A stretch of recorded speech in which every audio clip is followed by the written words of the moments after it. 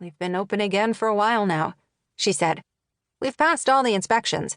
The problem was an infected line cook. Luckily, hepatitis A is almost never fatal." "I imagine the publicity wasn't good for business." More customers arrived, and Amber headed for the rear of the store and the men's section. Things from the Springs was smaller than many thrift stores she'd frequented. They were loosely affiliated with a local children's charity, and volunteers did much of the sorting and pricing. She liked visiting things because she could be in and out in less than an hour, often with vintage clothing she could cut and use for crafts to sell in her Etsy shop. An example was tucked securely in her purse today, a zipper pouch created from a brocade jacket and embroidered with the name of her landlord's wife. It had turned out so well she posted a photo on her shop's page, hoping to get orders for more. The pouch bulged with money, mostly tips she had carefully collected to pay one of the 2 months of back rent she owed. Even after she'd showed her suspicious landlord a letter from the health department, he had begun eviction proceedings. She had managed to stave him off, promising to pay the first month today and the second in 2 weeks. She hoped the additional gift for his wife might make him feel better about his decision. Her son had been more than patient during her months of unemployment.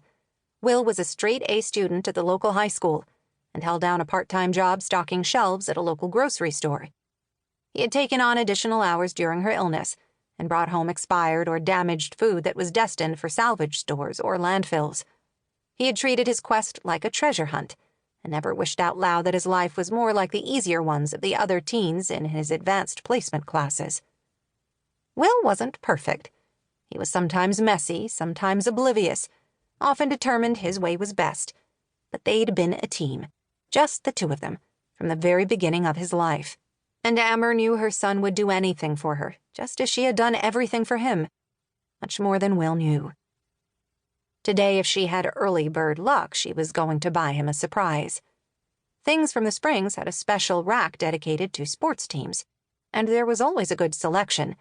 She was hoping to find one with the pirate flag of Will's favorite professional football team, the Tampa Bay Buccaneers. For the first time, her tips from the night before had been nearly as large as pre-hepatitis days, and she was hopeful she might be digging her way out of trouble. She would be happy just to pay rent on time, put a full tank of gas in the car, and buy fresh food at the grocery store now and then. 15 minutes later, she was on her way back to the front of the now empty store, a paper-thin but appropriately logoed T-shirt clutched under her arm. The size and price were right, and while Will wouldn't get much wear before it fell apart, he would be delighted. She was starting to feel lucky.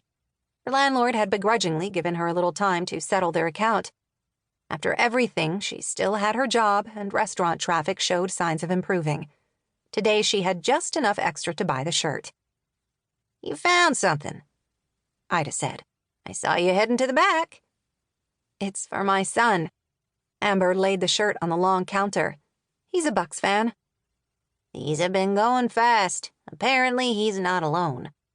She rang up the amount as Amber reached down to unzip her purse. Only the purse wasn't zipped. She spread it wide and peered inside. Without ceremony and with more than a touch of panic, she dumped the contents on the counter.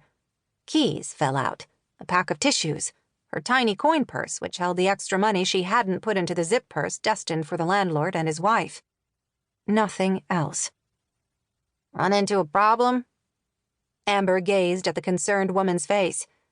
"I had a zipper pouch in here, dark green silk, a name embroidered across it." Ida read her expression correctly. "Did you open your purse here in the store? Could the pouch have fallen out?" Amber knew she'd had the zipper pouch when she left her apartment. She'd so carefully slipped it inside the purse. Surely she'd zipped it closed. She always did. She had lived in cities with pickpockets. But by now, panic had obliterated all memories of the past hour. "I had it when I left my house." "We'll look together."